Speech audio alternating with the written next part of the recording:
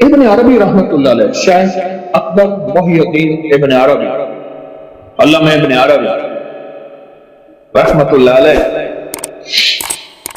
ساری عمر حضرت خضر کی تلاش میں، اور ان سے حضرت خضر علیہ السلام سے ملاقاتیں ہوئی، حضرت خضر سے ملاقاتیں ساری عمر۔ حضرت خضر علیہ السلام سے جو ملاقاتیں جس کی بھی ہوئی ہیں، ہم ایک واقعہ سنیں۔ شاہ رکن عالم، ان کا مزار ملتان ہے، شاہ رکن عالم، یہ بیٹے ہیں شاہ صدر الدین، اور یہ بیٹے ہیں شاہ بہاؤالدین ذکریہ ملتانی کے۔ شاہ رکن عالم پوتے ہیں اس کے، حضرت بہاؤالدین ذکریہ ملتانی کے پوتے ہیں رحمت اللہ علیہ۔ شاہ رکن عالم 4 سال کے تھے، دادے کی پگ پڑی تھی، دستار فضیلت پڑی اٹھا کے نا سر پہ رکھ کے، شاہ صدر الدین صاحب جو کہ حضرت شاہ بہاؤالدین ذکریہ ملتانی کے بیٹے تھے، ایک دم کہنے لگے بیٹا اس ابا کا نہیں، اس باپ کی قدر کر، نہیں بیٹا اس کی قدر کر۔ دادے نے پتہ کیا کہا؟ انہوں نے کہا اس کے سر پہ پگ آ گئی ہے، بیٹا یہ پگ مجھے دی تھی حضرت خضر علیہ السلام، اب یہ بیٹا میرا نام لے گا، اللہ کا نام لے گا، میرا نام روشن کرے گا، اور مخلوق کے دلوں میں اللہ کے نام کو بٹھائے گا، اور اس کی زبان پہ وہ اسم اعظم جاری ہوگا جو ہر ملاقاتی کو خضر علیہ السلام دیتے ہیں، اور وہ اسم اعظم ہے یا لطیف و یا ودود۔ بیٹا اس نے پگ سر پہ رکھ لی ہے، اب بس رکھی گئی، اب ہو گیا کام۔ اور واقعتاً ایسا ہوا، حضرت بہاؤالدین ذکریہ ملتانی کے بیٹے صدر الدین کو کوئی نہیں جانتا، گمنام ہیں، اللہ کے ولی ہیں پر گمنام ہیں، اور ان کے پوتے شاہ رکن عالم ان کو بہت زیادہ لوگ جانتے ہیں۔ وہ ان کے سر پہ وہ پگ آئی تھی، وہ دستار آئی تھی، جو دستار دی تھی حضرت خضر علیہ السلام۔ اب جب یہ بڑے ہوئے، اس وقت 4 سال کے تھے، جب انہوں نے بولنا شروع کیا، حالت شعور میں آئے،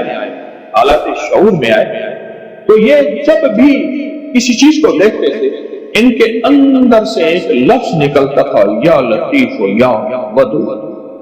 بس ساری عمر انہوں نے مخلوق خدا کو یا لطیف و یا ودود کو بتایا، اور فرماتے تھے پھر خود کہ میری حضرت خضر علیہ السلام سے ملاقات ہوئی ہے، حضرت خضر فرماتے ہیں یا لطیف و میرا تاج ہے، اور یا ودود و میرا دل۔ مثلا لطیف میرا تاج ہے، سر کے اوپر دستار ہے، اور ودود میرے دل کی روشنی ہے۔ اور حقیقتاً ایسے ہے، انسان کو ہر جگہ چوٹ لگ جائے بچ جاتا ہے، دل پہ چوٹ لگے، دل زندہ تو نہ مر جانا، تو زندگی تعبیر ہے تیرے جینے سے۔ اور انسان کو ہر جگہ سے کاٹے نہیں مرتا، سر سے کاٹے مر جائے۔ لطیف میرے سر کا تاج ہے یا لطیف، اور یا ودود میرے سر کی روشنی، میرے دل کی روشنی، جس ہستی کی جس ہستی۔ پیران پیر شیخ عبدالقادر جیلانی رحمت اللہ علیہ، شیخ عبدالقادر جیلانی رحمت اللہ علیہ، پیران پیر شیخ عبدالقادر جیلانی رحمت اللہ علیہ، ان سے کہ مجھے ابھی بنا کے دو۔ پیران پیر شیخ عبدالقادر جیلانی رحمت اللہ علیہ بیٹھے، ایک شخص آیا، نووارد تھا، مٹی دھول، مسافر پردیسی، کہا کہ آپ میں سے بغداد کے عبدالقادر کون ہیں؟ میں۔ کہا 900 میل کا سفر کر کے پیدل آیا ہوں، درمیان میں جنگل بھی آئے، پہاڑ بھی آئے، دریا بھی آئے، ہاٹیاں بھی آئیں، سیٹیں بھی آئیں، تکلیفیں بھی آئیں، صرف آپ سے ملنے آئے۔ پوچھا کس لیے آئے؟ فرمایا میں ایک جگہ جا رہا تھا تو مجھے ایک صاحب ملے، ایک اللہ والے ملے، اور وہ کہنے لگے تمام سیاہ، تمام سفید اللہ کا، تمام زمین، تمام آسمان اللہ کا، تمام خشکی، تمام پری اللہ کا، پہاڑ، دریا، درخت اللہ کے، زندہ مردہ سب اللہ کے، تقدیر اللہ کی، امر اللہ کا، حکم اللہ کا، یہ ساری کائنات اللہ کی، اول اللہ کا، آخر اللہ کا، موجود اللہ کا، ظاہر اللہ کا، باطن اللہ کا، ساری چیزیں اللہ کی ہیں۔ اور یہی اللہ بغداد میں ایک عبد القادر ہے، اسی کے دل میں ہے۔ بغداد میں ایک عبد القادر نام کا شخص ہے، اسی کے دل میں ہے۔ پر اس سے جا کے کہو کہ میں خضر ہوں اور میرا دوست ہو کے تیری معمولات زندگی میں یا لطیف و یا ودود نہیں ہے۔ ساری چیزیں اللہ کی ہیں، یار میرا ہے، دوست میرا ہے، خضر علیہ السلام کا فرمان۔ میرا دوست ہو کے تیرے زبان پہ سارے تیرے معمولات ہیں، یعنی تسبیح ہیں، آپ کے وظیفے ہیں، آپ کی تلاوتیں، قرآن، سجدے، آپ کی نفل، آپ کی اوابین، آپ کے اشراق، آپ کی چاش، آپ کی سنتیں، آپ کی سنت موقدہ، غیر موقدہ، آپ کے فرائض، سب کچھ ہیں۔ اور آپ کی زبان پہ یا لطیف ہو یا ودود نہیں۔ کیوں؟ لطیف میرا تاج ہے، ودود میرا دل۔ یہ کہنا تھا کہ پیران پیر شیخ عبد القادر جیلانی رحمت اللہ علیہ کی زبان سے نکلا یا لطیف ہو یا ودود ہو، اور اس جذب سے نکلا، سامنے بیٹھا سارا مجمع بے ہوش ہے۔ منہ پردیسی بے ہوش نہ ہوا۔ اس نے بعد میں پوچھا، سارا مجمع بے ہوش ہو گیا، وہ ہوش میں رہا کیوں؟ فرمایا اس نے براہ راست حضرت خضر سے یہ لفظ سنا تھا، اور حضرت خضر کے لفظ سنتے ہی اس کے دل میں یہ نور آ گیا تھا، اور وہ نور پختہ ہو گیا تھا۔ جو موجود نہ تھے ان کے دل میں اس کا نور ابھی آیا تھا، اور وہ نور کی تاب نہ لا سکے، بے ہوش ہو گئے۔ نور کی تاب نہ لا سکے، بے ہوش ہو گئے۔ اس لیے پیران پیر نے فرمایا، اس واقعے کے بعد جو اب کہنا چاہتا ہوں غور سے سمجھے۔ پیران پیر نے فرمایا، یا لطیف ہو یا ودود ہو کو لاکھوں کروڑوں پڑھو، کوئی حرج نہیں۔ اگر کسی مسند اور کسی خانقاہ یا کسی مرشد کے زیر نگرانی پڑھنا تو باتدریج آنا ایک تمنا، اس لیے ہم پہلے ایک ایک تسبیح پڑھوا رہے ہیں۔ اب وجہ سمجھ آئی؟ ایک ایک تسبیح پڑھا رہے ہیں، ایک ایک تسبیح پڑھا رہے ہیں، اور ایک تسبیح کے بعد پھر ہم اس کے عمل پہ آئیں گے۔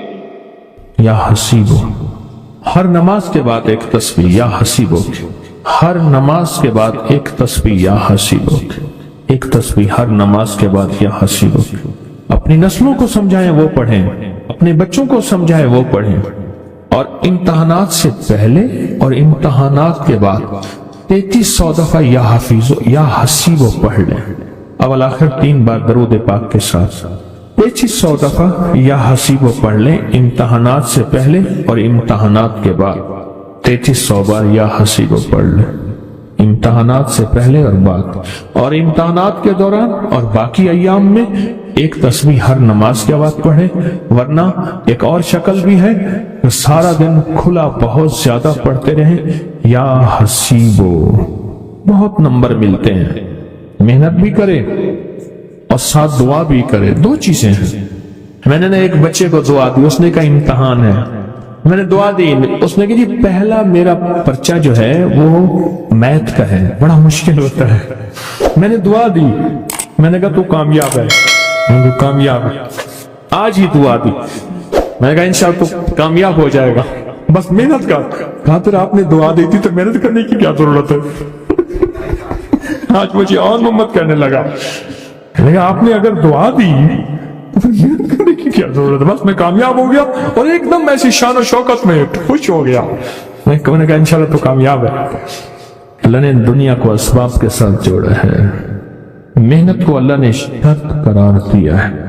یا حسیبو، بہت زبردست لفظ ہے کامیابی کے لیے، کامیابی کے لیے۔ ایک اپنا تجربہ تو میں نے آپ کو 1-2 دفعہ بتایا۔ ایک دعا ہے میرے پاس جو میں نے تو وہ راز سارے فاش کر دیے ہیں، لوگوں میں عام کر دیے ہیں۔ یا علیم علمنی یا خبیر اخبرنی یا وہاب حبلی من اسرار الدنیا والآخرہ۔ اچھا اللہ جزائے خیر دے، ایک مدینے کے سادات میں بقی کے سامنے کھڑے ہو کے کہنے لگے آپ نے ایک دعا کہی ہے، ناراض نہ ہو تو ایک بات کہوں میں کہ جی جی بالکل۔ کہنے آپ نے کہا تھا من اسرار الدنیا، یہ تو اسرار ہے۔ اوہ، میں کہا اللہ آپ کو جزائے خیر دے، شکریہ آپ نے میری اصلاح کر دی۔ اب وہ اس دن سے میں اپنی اصلاح کو پھر بیان کر رہا ہوں کہ میں نے لفظ اسرار دنیا کہا تھا، میں نے اسرار دنیا والآخرہ، جبکہ لفظ ہے من اسرار دنیا۔ میں نے زیر پڑھی تھی، لفظ ہے زبر، زبر پڑھی تھی۔ ایک آل رسول نے مجھے مدینہ منورہ میں میری اصلاح کی، اللہ ان کو جزائے خیر دے، ہر پل اصلاح کا محتاج ہوں۔ یہ میں پڑھتا تھا، میرا معمول تھا، پڑھتا تھا۔ میرے ساتھ تو بعض واقعات ایسے ہوئے ہیں کہ میں نے پرچہ آنکھوں سے دیکھ لیا، جو کل آنا ہے اور حل کرنا ہے۔ رات کو میں جلدی سو جاتا تھا، میرے ساتھ میرا ایک کلاس مجھ سے سینئر تھا، وہ ساری رات بیچارہ پڑھتا، پھر آنکھوں پہ چھینٹے مارتا۔ جوانی یا نیند تو آتی ہے، مجھے آ کے اٹھا کر تو کیوں سویا ہوا ہے؟ لیکن مجھے سونے میں تیرا کیا تعلق؟ کہ تو سوتا ہے تو مجھے نیند آتی ہے، تو بھی اٹھ کے بیٹھ۔ میں کہا تو اپنا کام کر، میں صبح اٹھوں گا، کتاب کو دہراؤں گا، اور کتاب کو دورا کے محض اس کی شان کریمی ہے، ہر سال پوزیشن لیتا تھا، بڑی اچھی پوزیشن لیتا تھا، اور اس کی مجھے اسکالرشپ پیسے ملتے تھے، اور جو میں نے کبھی اپنی ذات پہ خرچ نہیں کیے اور خیر کے کام میں خرچ کیے۔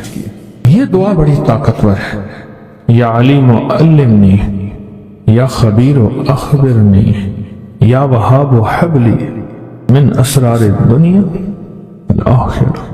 بہت زبردست دعا ہے۔ اچھا، یہ صرف اس لیے نہیں، زندگی کے بڑے انوکھے نظام کے لیے جو معالج ہے وہ یہ چاہتا ہے کہ میری نبض اور میری تشخیص اور میرا پرکھ ٹھیک ہو۔ جو کسی انویسٹیگیشن، تحقیق کی دنیا، تفتیش کی دنیا کا شعبہ ہے، کوئی بھی زندگی کا شعبہ ہو، یہ دعا زندگی کے شعبوں میں بڑے کام آتی ہے، اور اس دعا کے سامنے سے بڑے راز، عقدے، پردے ہٹتے ہیں، اور بہت سی آنکھوں کے سامنے سے چیزیں آ جاتی ہیں، بہت سی چیزیں آنکھوں کے سامنے آ جاتی ہیں، پردے ہٹ جاتے ہیں۔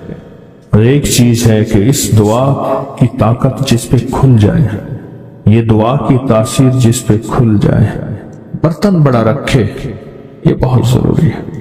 بہت سی چیزیں ایسی ہیں آنکھوں کے سامنے، پھر دیکھے گا اور پی جائے گا۔ دل دریا اندروں ڈونگے کہ کون دلاں دیاں جائیں ہو، پی جائے گا۔ سمندر بڑا گہرا، بڑا وسیع ہوتا ہے، بڑا خاموش ہوتا ہے، اور چشموں کا پانی تھوڑا سا ہوتا ہے، بڑا شور بہت ہوتا ہے۔ سمندر بن جانا، پی جانا، کوئی تجھے سمجھے ہی نہ، کن فی الدنیا غریباً، دنیا تجھے پہچان ہی نہ پائے، کوئی ایک نمبر کہے، کوئی دو نمبر کہے، کوئی ایماندار کہے، کوئی دکاندار کہے، اور اسی کشمکش میں کفن پہن کے چلا جا، کوئی تجھے پہچان ہی نہ سکے، کوئی تجھے۔ یہ حضرت رابعہ بصریہ کے الفاظ میں نے کہے ہیں، کن فی الدنیا غریب۔